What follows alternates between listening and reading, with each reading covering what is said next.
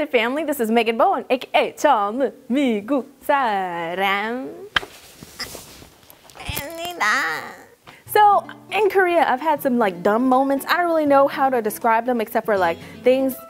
There's not like mistakes that I've made, but things that were kind of dumb that I thought that then like turned out to not be true, because it was like dumb moments. Like I don't really like, you know, talking about blondes, but I feel like if I say it that way, you'll understand what I mean. Blonde moments I've had in Korea. So anyway, let's go. Okay, so the first one is, so when you go to restaurants, especially like sundubujigae restaurants, sundubujigae is a spicy red soup, right? And you put like the tofu in it, and it's got like vegetables all up in it.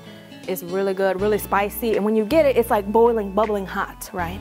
So at those restaurants, there are always eggs out on the table, just like a basket of eggs. So at first I was like, oh, I'm so hungry while we're waiting on our food. Look, they're so nice. They gave us eggs to eat. Look at these eggs. They're so delicious, aren't they? So basically those eggs are not boiled. I repeat, they are not boiled. Be warned.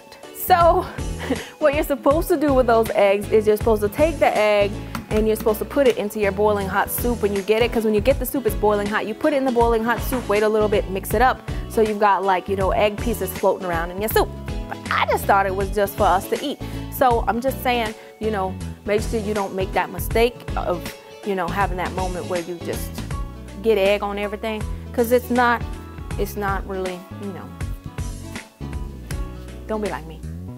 So the next one is, usually when you want to ask somebody, where are you from, you say, 어디서 왔어요? So that's what I knew, right, to be where you from. But when I first came to Korea, a lot of people I were meeting were all people who I knew from Facebook, like the first like 4 or 5 months. So like people would ask me the question, like, 고향이 어디예요? So I was like, oh, they know me from Facebook, they know I have a cat. Because the word for cat in Korean is 고양이. The word for hometown in Korea is 고향. But when you make a sentence in Korean, you have to put a subject marker like 이, 가, or 은, 는.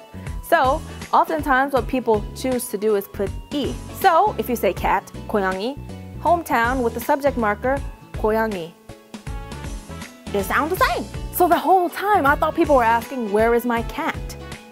And so I would always answer, you know, in America. I thought they were wondering, you know, if I brought my cat to Korea with me. So then they'd be like, 아, 미국 출신 있구나. And at the time, I knew that 출발 means to take, depart, right?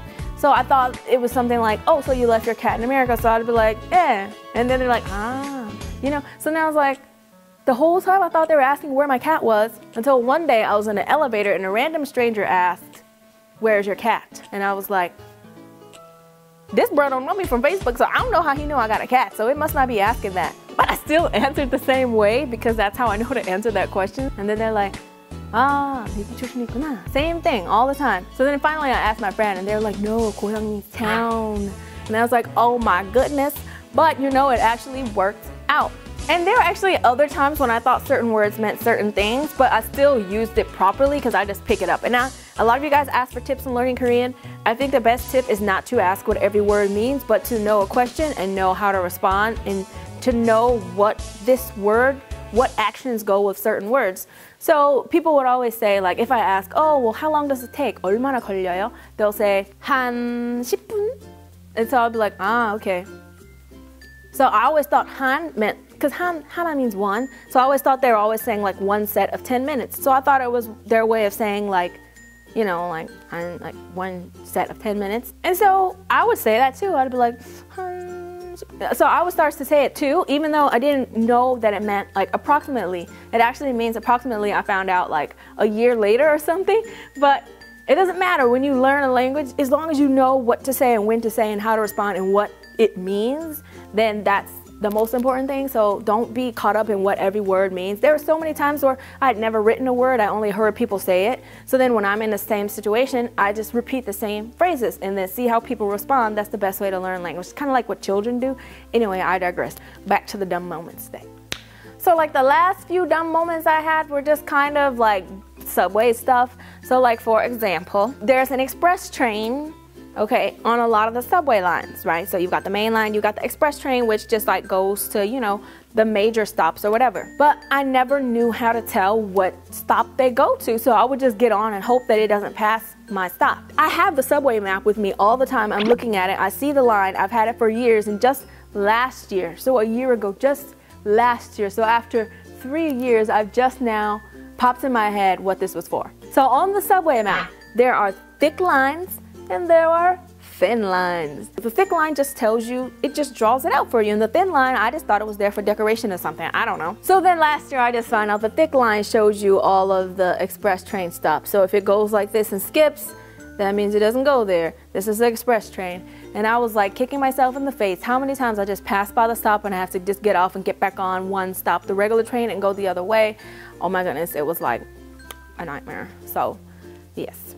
And while we're on that topic, other information about the subway that I just learned is when you're thinking about where to transfer between two lines, if you stand in the subway station and look at the subway map on the walls, wherever you're going to transfer. So if I'm on line 2 and I'm going to transfer to line 1, then you look at the map and it will tell you which cart you should be in, which subway car you should be in, so that way when you transfer and get off, you're directly at the stairs that you have to go up to transfer. Also, if you want to get a seat at that stop, you know most people in that car are going to be getting off and transferring, so you can get a seat.